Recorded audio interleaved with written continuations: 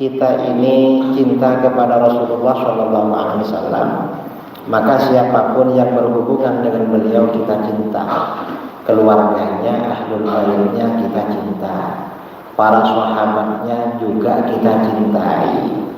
Kemudian ulama-ulama di kalangan umatnya kita hormati, kita cintai, dan umatnya juga kita cintai, kan begitu. Cinta kepada umat Rasulullah. Nah, cinta kepada ahlul bait Rasulullah SAW ini harus bagi kita, karena keluarga Rasulullah. Rasulullah SAW bersabda, khairukum ba'di khairukum li ahli. Orang-orang yang khairukum, orang-orang yang terbaik di antara kamu setelahku adalah yang paling baik pada keluargaku. Kan begitu di dalam hadis riwayat Imam Abu Ya'la. Nah, ahlul bait ini siapa? Yang dimaksud ahlul bait. Mengapa perlu kita tahu? Karena di dalam Al-Quran dijelaskan, innama yuridullahu liyudhiba ankumur rijsa ahlal baiti wa yutahhirakum tathhira. Sesungguhnya Allah menghendaki untuk menghilangkan kotoran, menghilangkan dosa dari kamu, hai ahlal bait. Maksudnya hai keluarga Rasulullah, dan menyucikan kamu sesuci-sucinya. Jadi di dalam Al-Quran ini memang ada ayat Al-Quran ini menjelaskan tentang kehendak Allah, iradah Allah, menghapus, menghilangkan dosa ahlul bait dan menyucikan mereka sesuci-sucinya. Ini ahlul bait. Ahlul bait ini siapa? Sabab nuzul ayat ini berkenaan tentang istri-istri Nabi SAW. Jadi istri Rasulullah itu jelas merupakan ahlul bait berdasarkan ayat ini. Yang kedua, termasuk ahlul bait adalah anak cucu Nabi, keturunan Nabi, itu ahlul bait. Oleh Al-Quran dikehendaki hilang dosanya dan disucikan sesuci-sucinya. Kemudian termasuk ahlul bait itu kerabat dekat Rasulullah SAW, yaitu orang-orang yang masih keturunan keluarga Bani Hashim dan Bani Muttalib. Jadi ada 3 level ya, ada 3 golongan: istri-istri Rasulullah, lalu anak cucu atau keturunan Rasulullah, lalu anak cucu keluarga dekat Rasulullah, yaitu keluarga Bani Hashim dan Bani Muttalib. Ini yang dimaksud dengan ahlul bait. Pokoknya kalau orang itu nasabnya sahih ke sini berarti ahlul bait itu. Yang disebutkan tadi itu ahlul bait. Ahlul bait yang oleh Allah dikehendaki disucikan dari dosa-dosa. Nah, pertanyaannya, sekarang ini di negeri kita kan banyak kelompok ahlul bait. Ada orang-orang yang dianggap sebagai ahlul bait. Nah, ahlul bait di Indonesia ini siapa saja? Pertama yang perlu kita tahu, yang menyebarkan Islam di negeri kita ini ahlul bait. Kok ahlul bait? Karena Wali Songo itu termasuk keturunan Sayyid. Wali Songo ini zuriyatnya Sayyid Abdullah bin Abdul Malik bin Abi bin Muhammad. Abdullah ini yang punya gelar marga Al-Madkhal. Al-Madkhal. Jadi Sayyid Abdul Malik ini hijrah ke India. Konon katanya dalam satu riwayat bukan hijrah sebenarnya. Beliau menunaikan ibadah haji ke tanah suci, pulang lewat laut ya, dari Jeddah naik perahu, kemudian perahunya mungkin kena badai atau angin terdampar ke India, nggak bisa pulang lagi ya ke Yaman. Akhirnya beranak cucu di India. Anaknya namanya Abdullah mendapat gelar Al-Madkhal. Lalu dari cucu-cucunya ini yang menjadi Wali Songo. Wali Songo itu masih kerabat semua. Ada yang saudara, ada yang 2 pupu atau minduan, ada yang sudah berapa pupu. Kalau dilihat dari nasabnya. Jadi memang Wali Songo ini ahlul bait. yang menyebarkan Islam di Indonesia, terutama di Pulau Jawa. Karena Wali Songo di Pulau Jawa, kalau di luar Pulau Jawa nggak disebut Wali Songo. Nah, kemudian belakangan pada periode berikutnya Ibnu Ammihim ini putra paman mereka. Orang Arab ini walaupun sudah, kalau kita ini kalau anaknya paman kan sepupu kan, walaupun sudah 3 pupu, 4 pupu, 5 pupu, 6 pupu, 7 pupu, 8, 9, 10 itu anaknya paman kan? Mungkin ini ya, Amerika disebut negeri paman Sam. Entah paman Sam dari mana, kita nggak tahu, apa orang tua kita saudaranya orang Amerika, nggak tahu. Nah, ini yang putra paman yang Wali Songo disebut dengan Habib. Nah, gelar Habib ini gelar baru sebenarnya. Dulu asalnya nggak disebut Habib, Sayyid. Kemudian pada abad ke-12, abad ke-11 atau 12 ya, ada Sayyid terkenal alim namanya Umar bin Abdurrahman Al-Attas. Karena alim oleh orang diberi gelar Habib. Lalu kemudian berikutnya setiap ada Sayyid dari marga ini di Yaman yang alim dan soleh diberi gelar Habib. Jadi gelar Habib ini biasanya untuk Sayyid dari Yaman, orangnya alim dan soleh, artinya menjadi teladan, menjadi panutan. Sama dengan kiai. Kalau kiai ini biasanya orangnya alim dan menjadi teladan atau panutan, artinya punya ilmu. Cuma sekarang ini akhir zaman gelar ini kacau. Kok kacau? Misalnya Gus itu kan untuk anaknya kiai. Kadang bukan anaknya kiai, anaknya orang biasa dipanggil Gus. Kenapa? Ya kacau, yang memberi gelar itu juga nggak jelas sekarang ini. Ya kadang ya bukan kiai dipanggil kiai dan bukan Habib dipanggil Habib. Sebenarnya hanya keturunan Sayyid itu kalau belum makomnya dipanggil kiai atau Habib ya dipanggil, kalau di Jawa Timur dipanggil kiai, kalau di daerah sini biasanya dipanggil Wan.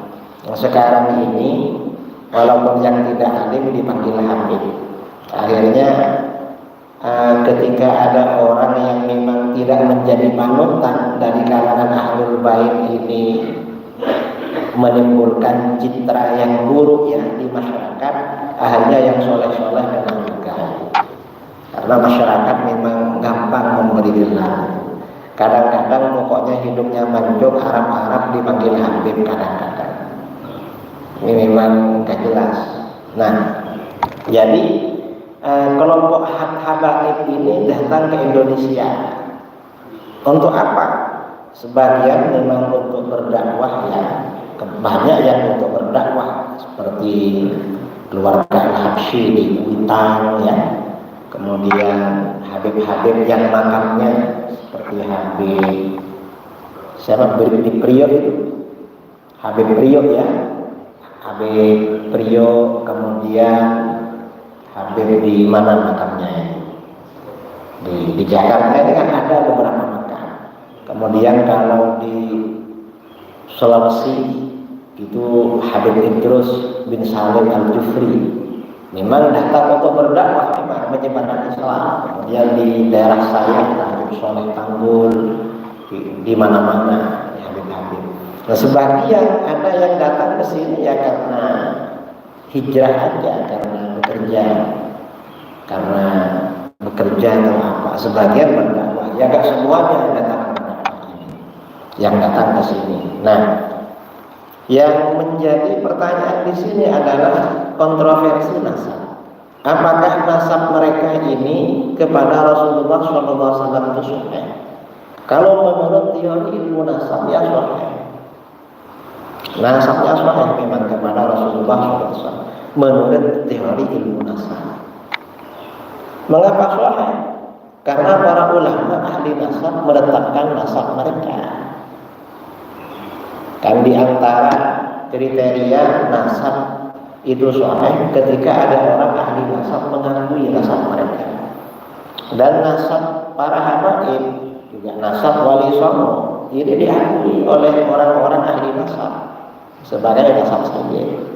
Dan ini sebenarnya nggak perlu diributkan masalah ini, karena kelompok yang kontra dengan ini bikin alasan nasab habaib ini nggak disebutkan di kitab nasab yang ditulis abad ketiga, keempat, dan kelima, katanya. Alasan ini nggak bisa menjadi alasan. Sama dengan ilmu hadis, karena ini persis kriteria di dalam ilmu hadis. Hadis itu dikatakan sahih, pokoknya ada ahli hadis yang mengatakan sahih ya sahih. Di dalam kitab di dalam mustalah hadis ya, dalam nazam mustalah hadis alfiyahnya Imam As-Suyuti dikatakan wa khudh haitsu hafizun alaihi nas au fi musannafin bi jam'i yukhas. Dan ambil nilai suatu hadis itu ketika ada seorang hafidz yang ahli hadis menetapkan ini sahih. Atau memang hadis ini ada di kitab-kitab yang khusus menjelaskan hadis sahih, maka berarti sahih. Dan kriteria hadis sahih itu tidak harus hadis ini harus disebut di kitab hadis abad kedua, ketiga, keempat, gak ada begitu. Pokoknya ada di dalam kitab hadis dan sahih yang sahih. Abad berapa saja, sama dengan ilmu nasab ini. Jadi masalah nasab ini ya sebenarnya bukan urusan kita, karena saya sendiri bukan ahli nasab. Cuma kriterianya memang menetapkan seperti itu. Artinya nasab para sayyid yang ada di Indonesia itu memang nasabnya sahih memang. Kalau kita mengikuti teori ilmu nasab, ya cuma yang kalau perorangan setiap orang yang dianggap habib atau sayyid apa sahih ya gak tahu, karena di negeri kita ini pengakuan habib-habib juga, yang mengaku habib itu banyak, bukan sedikit, bukan habib tapi mengaku habib itu banyak. Dan nasab-nasab yang ada, nasab-nasab ahlul bait di Indonesia ini macam-macam, yang sahih ada, yang hasan ada, yang dhaif ada juga, yang dhaif, yang maudhu, yang palsu ada juga, yang ngaku-ngaku. Jadi memang ini bermacam-macam di negeri kita. Ini masalah nasab ahlul bait ya, keluarga Rasulullah SAW di negeri kita. Nah kemudian terkait dengan masalah nasab, artinya yang pertama kita ketahui kita ini wajib memuliakan, wajib mencintai ya, wajib mencintai keluarga Rasulullah SAW. Itu yang disebutkan tadi. Kemudian kalau menghormati keluarga Rasulullah SAW itu bertingkat-tingkat, nggak sama. Untuk yang alim dan yang soleh itu harus dihormati. Kalau yang biasa-biasa maka jalannya di bawahnya lagi. Jangan disamakan. Dan kadang-kadang masyarakat ini kadang-kadang salah kaprah. Apa salah kaprah itu? Ya pokoknya salah kaprah. Menyikapi anaknya kiai sama anaknya habib. Kadang-kadang sama yang nakal-nakal takut, lebih hormat daripada yang soleh. Ini keliru ini. Alasannya apa? Di sebagian masyarakat itu ya, kalau anaknya kiai yang nakal-nakal itu hilaf katanya. Artinya apa? Mungkin punya keistimewaan. Ya mungkin aja, mungkin juga enggak, nakal aja orangnya. Kadang-kadang. Jadi kalau yang nakal-nakal malah takut dan salah hormat, sama yang pendiam dan soleh-soleh biasa saja, ini salah namanya. Mestinya yang konsisten dengan syariat, yang soleh-soleh itu dihormati. Yang nakal-nakal kita ini mencintai, penghormatannya di bawahnya lagi. Harus seperti itu. Jadi ini, nah ini menyikapi para habib. Kemudian ini ada di sebagian daerah ya, ada semacam isu-isu kepercayaan yang disebarkan. Apa isu-isu? Pertama, kalau orang ini nasabnya habib pasti masuk surga, pasti husnul khotimah. Ini tidak ada seperti ini di dalam akidah, di dalam agama. Ajaran seperti ini tidak ada. Kalau pasti masuk surga, pasti husnul khotimah, itu tidak ada. Justru yang ada apa?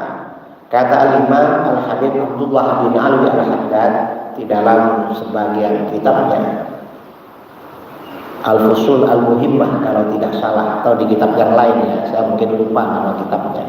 Kata beliau, keturunan Sayyid atau Habib lah, keturunan Habib atau keturunan wali, keturunan ulama, anak cucunya ulama, apalagi ulama. Kalau melakukan kebaikan, pahalanya lebih besar daripada orang biasa. Kalau melakukan amal soleh. Tapi kalau melakukan kemaksiatan, azabnya 2 kali lipat. Mengapa 2 kali lipat? Nas Al-Quran. Di dalam Al-Quran, ketika Allah Subhanahu wa Ta'ala berbicara kepada istri-istri Nabi, istri-istri Rasulullah SAW, Al-Quran memberikan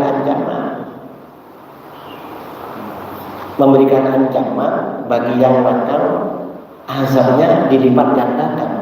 Maka kata Imam Al-Haddad, Sayyid gitu juga karena ahli baik. Jadi kalau nakal, azabnya 2 kali lipat. Karena nasab ini bukan bukan fasilitas, tetapi tanggung jawab. Amanah, tanggung jawab yang kalau yang dijadikan fasilitas kan sekarang kan, kalau orang anak pejabat jadi fasilitas, padahal kan bukan mestinya. Cuma salah kaprah di negeri kita, anaknya pejabat gampang jadi pejabat, enak sekarang, betul. Jadi bukan fasilitas, mestinya harus berhati-hati ya seperti ini. Ini keyakinan pertama. Yang pasti kata Rasul Khotimah enggak betul. Malah di belakangan ini, di zaman akhir ini, karena ini zamannya zaman akhir ya, zaman akhir, fitnah ini luar biasa sekarang. Ketika umat Islam itu tidak sedikit pindah agama ke Kristen. Dari keluarga Habib yang pindah Kristen ada juga di mana-mana. Siapa yang jamin mereka kembali lagi dalam Islam? Kan nggak ada jaminan. Dan ini para ulama kita, informasi dari ulama kita, Sayyid Abdullah bin As-Siddiq Al-Ghumari di dalam sebagian kitabnya itu bercerita sebagian sayyid yang pindah Kristen itu ada di kitab-kitab beliau. Saudara tahu yang punya perusahaan Apple, ada yang punya Apple itu mereknya apa? iPhone ya. iPhone. Itu yang punya itu kan orang Amerika. Ayahnya itu bernama As-Sayyid Abdul Fattah Al-Himsi Ar-Rifai Al-Husaini. Ayahnya Sayyid dari Syria. Tapi anaknya yang punya iPhone itu, yang punya Apple itu malah Kristen. Artinya gak ada jaminan saudara. Memang begini, di akhir zaman ini nanti yang akan menyelamatkan umat Islam itu Ahlul Bait yang disebut dengan Imam Mahdi. Imam Mahdi ini memang zuriyahnya Rasulullah SAW.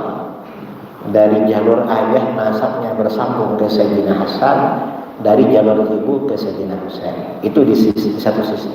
Tapi di sisi yang lain, di dalam hadis-hadis lain, di akhir zaman ini yang menjadi pemimpin kerusakan umat Islam itu juga Ahlul Bait. Artinya ada Ahlul Bait yang jadi pemimpin menjadi penyelamat, satunya Ahlul Bait yang menjadi pemimpin yang merusak terhadap umat Islam. Dan itu sudah terjadi sejak 100 tahun yang lalu, ditulis oleh para ulama di dalam kitab-kitab syarah hadis. Artinya keyakinan seperti itu tidak ada. Ini secara ilmiah ya, secara ilmiah. Ini yang berkembang di kalangan masyarakat seperti itu. Kita harus tahu. Nah, ini terkait isu-isu masalah nasab yang berkembang di negeri kita di Indonesia.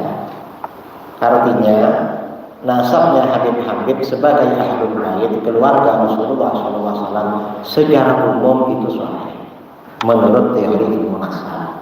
Adapun satu persatu ya kita tidak tahu, karena Habib sendiri mengakui bahwa sebagian memang ngaku-ngaku aja, dan sebagian yang ngaku-ngaku itu lolos dapat sertifikat dari organisasi Habib.